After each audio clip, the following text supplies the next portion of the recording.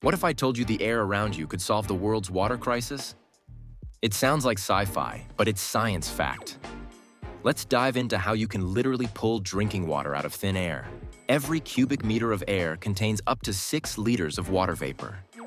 And for millions living without clean water, that invisible moisture is now a game-changing resource. So how do we get to it? The answer: atmospheric water generators.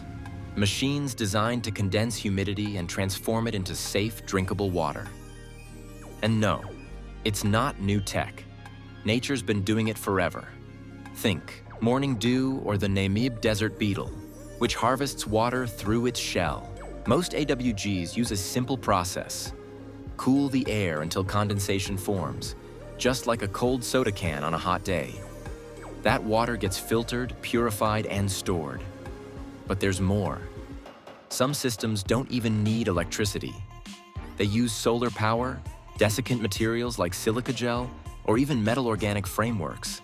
Super sponges that trap water vapor. Yes, you heard that right.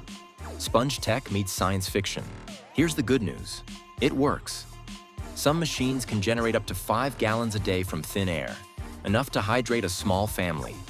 They're being deployed in disaster zones like Puerto Rico post-hurricane, remote villages in India and Africa, even by militaries in arid zones. And companies like Watergen and Source Global are leading the charge. But there's a catch. These systems work best in humid climates. In deserts, you'll need advanced tech or more energy input.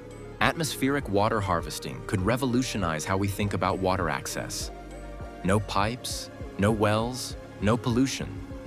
It could provide clean water where infrastructure fails, reduce plastic waste from bottled water, make communities climate resilient.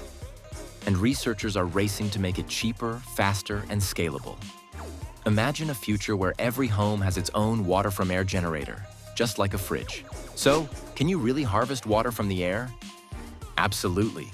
The tech is here and it's only getting better. The question is, how soon will we scale it for everyone? Drop your thoughts in the comments, hit that like button if you learned something new, and don't forget to subscribe for more mind-blowing science.